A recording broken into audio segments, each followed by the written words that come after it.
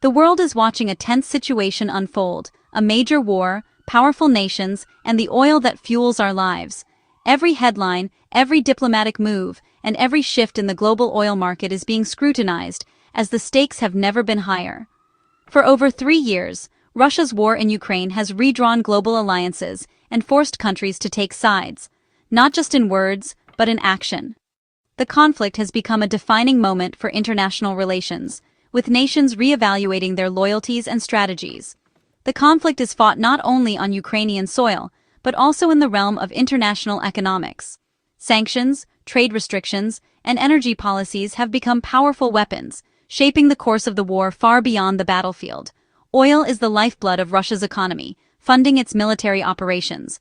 The revenue from oil exports allows Russia to sustain its war effort, pay for weapons, and support its government, making energy exports a critical front in this conflict.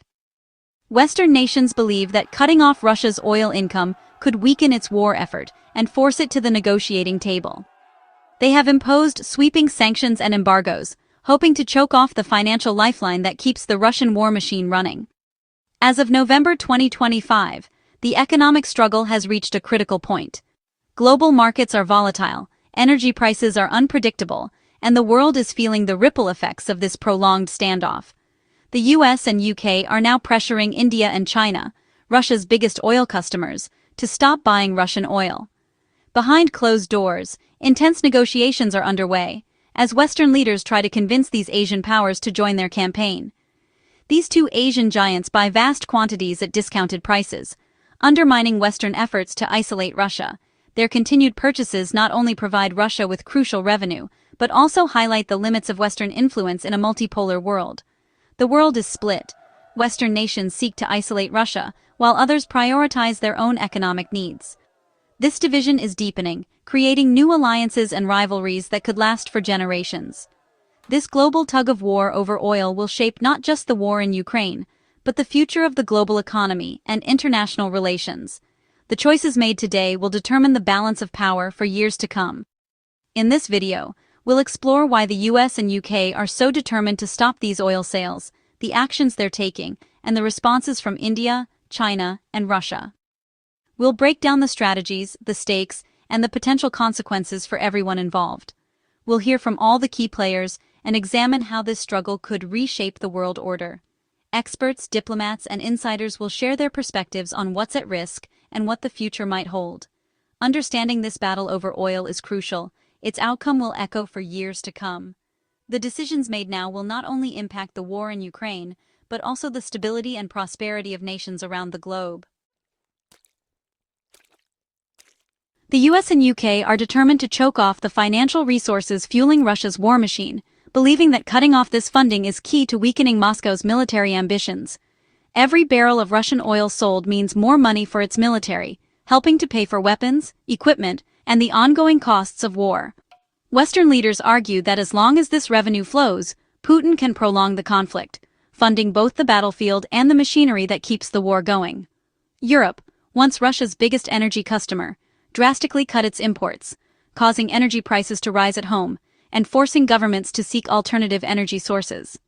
The goal is clear: create a massive hole in Russia's budget and make the war financially unsustainable, hoping to pressure the Kremlin into changing course.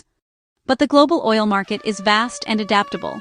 When Europe stopped buying, Russia quickly found new customers willing to take its oil. Russia offered discounted oil to attract buyers outside the Western alliance, making its crude more appealing to countries looking for cheaper energy. The West sees buying Russian oil as directly funding the war. For others, it's simply an economic opportunity too good to pass up, especially as global energy prices fluctuate. The US and UK now believe that boycotting Russian oil themselves isn't enough. They must persuade major buyers like India and China to join the effort, or risk their strategy failing. Recent deadly attacks in Ukraine have only increased the urgency, highlighting the devastating impact of continued funding for Russia's military. From the Western perspective, any country buying Russian oil undermines efforts to end the war and prolongs the suffering in Ukraine. This is the driving force behind the intense diplomatic and economic pressure now focused on India and China, as the West seeks to close every loophole in Russia's war funding. Before the Ukraine war, India and China bought little Russian oil. Their main suppliers were elsewhere.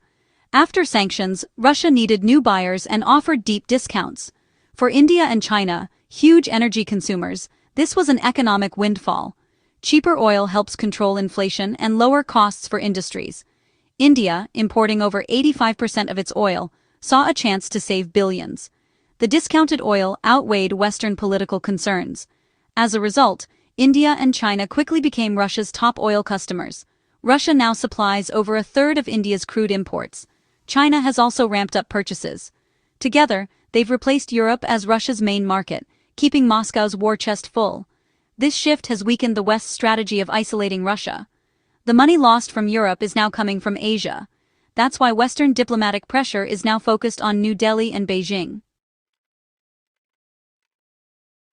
The US is using a mix of diplomacy, public pressure, and economic threats to sway both India and China in the ongoing global standoff.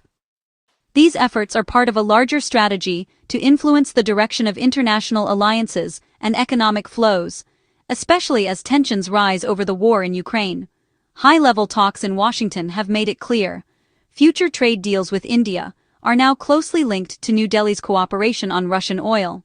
US officials are leveraging access to their vast market as a bargaining chip, hoping to shift India's energy policy away from Moscow. The message is unmistakable. Better access to the US market will only come if India reduces its imports of Russian energy. This puts India in a difficult position, balancing its own energy needs with mounting international expectations. The Trump administration has imposed steep tariffs, up to 50% on Indian goods, with additional penalties for transactions linked to Russia. These measures are designed to increase economic pressure and force a policy shift. Trump is also urging European allies to adopt similar tariffs on both China and India, aiming to create a united front that could further isolate Russia and its trading partners. Publicly, Trump claimed that India's Prime Minister Modi promised to stop buying Russian oil, putting India in a tough diplomatic spot and raising questions about the accuracy of such statements. India's government quickly denied making any formal commitment, but Trump's statement increased the pressure on Indian officials, fueling speculation and media scrutiny at home and abroad. Behind the scenes, Trump is also meeting with both Ukraine's and Russia's leaders, signaling a complex and sometimes contradictory diplomatic strategy that keeps all sides guessing. Supporting Ukraine while simultaneously opening talks with Moscow shows the US is trying multiple approaches, balancing pressure, negotiation, and alliance building all at once. The pressure on India and China is just one part of a broader, evolving plan to reshape the conflict's outcome and redefine global power dynamics in the years ahead. The UK has expanded its sanctions, targeting not just Russian companies but also international entities helping Russia sell oil. Major Russian oil firms, Chinese companies, and an Indian refinery have all been sanctioned. The UK aims to make trading Russian energy risky for everyone involved. Sanctions now hit companies like Shandong Yulong Petrochemical and India's Nayara Energy, both key players in refining Russian oil. 51 ships, including LNG tankers, have been blacklisted, making transport and insurance difficult. Even China's Beihai LNG terminal is now sanctioned. The UK's approach dismantled the entire network that enables Russia's energy exports. India is caught between its old ally Russia and its growing partnership with the West. The US and UK demand India cut economic ties with Russia, but cheap Russian oil is vital for India's economy. With over 1.4 billion people and rising energy needs, affordable oil is a top priority. The discounted crude has saved India billions, but Western pressure is mounting. US tariffs and UK sanctions on Indian companies are serious threats. Reports suggest Indian refiners are quietly preparing to reduce Russian oil purchases. Publicly, India maintains ambiguity, denying formal commitments but signaling willingness to talk. India's strategy is strategic autonomy, keeping options open with all major powers. But as pressure grows, maintaining this balance is getting harder. India must weigh its economic interests against the risk of alienating key partners. China has responded to Western pressure with open defiance. Beijing calls US and UK sanctions illegal and an overreach of authority.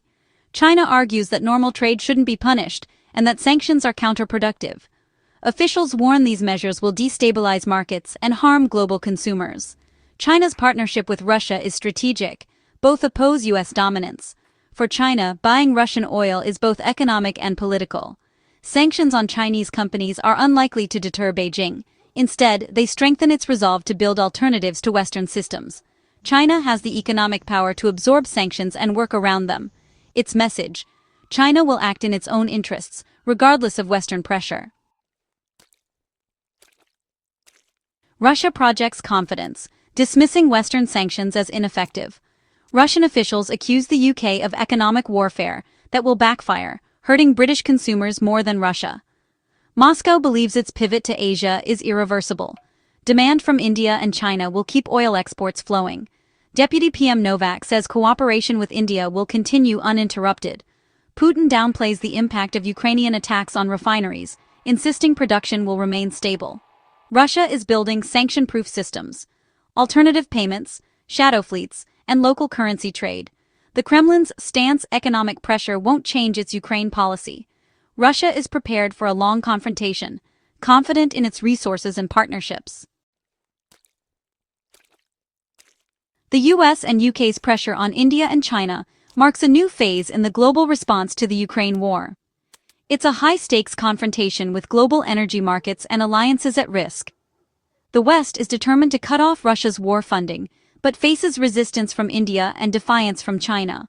Russia remains confident its Asian pivot will weather the storm. The outcome will affect energy prices, the war's duration, and the balance of global power. Developing nations must choose between economic needs and political alignment, a decision that could shape their future. Will India bow to pressure? Will China's defiance spark a trade war? Can Trump's diplomacy bring peace? The world is watching as this geopolitical chess game over oil unfolds, with consequences that will last for years.